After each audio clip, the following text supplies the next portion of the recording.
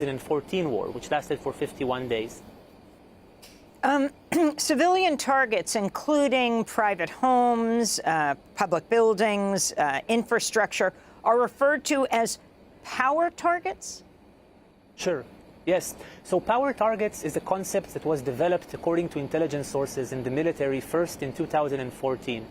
And the military defines power targets as residential high-rise buildings. So they have 8 floors, 12 floors, 14 floors.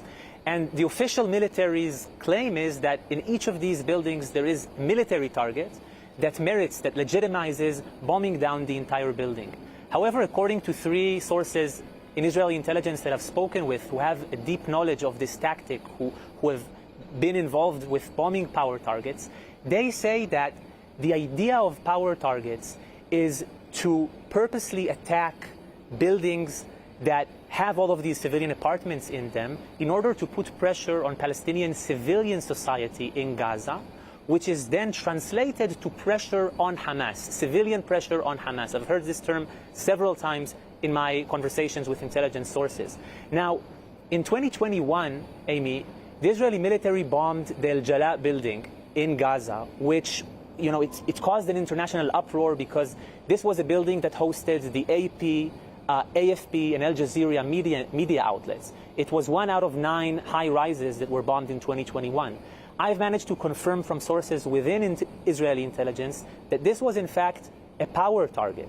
One source said that there was this idea that if we bomb the high-rises, it causes the civilians to feel like Hamas is not sovereign, like they have lost control. One source said that he felt this was a form of a terror tactic.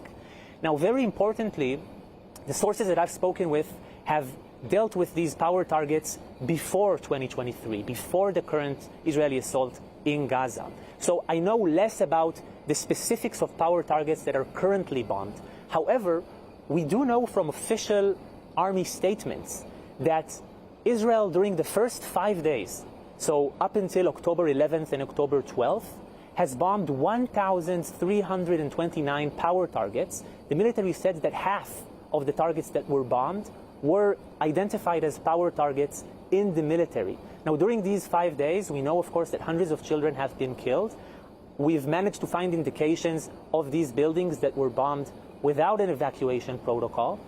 And this is a very important point because according to sources that I've spoken with, in the past, the internal protocol in the military was that you can only bomb power targets, which are high-rise buildings or governmental buildings inside neighborhoods, after you've evacuated all the families from the building. This was a principle that was in place in 2021, where they bombed 9 high-rises, 9 power targets, and no civilian Palestinians were killed because they did put in place an evacuation protocol. They call the guard in the building. It's quite horrific, and there's little missiles. But at the end of the day, the goal was to put pressure on civilians by destroying their apartments, from what I've heard from sources, and not by killing them.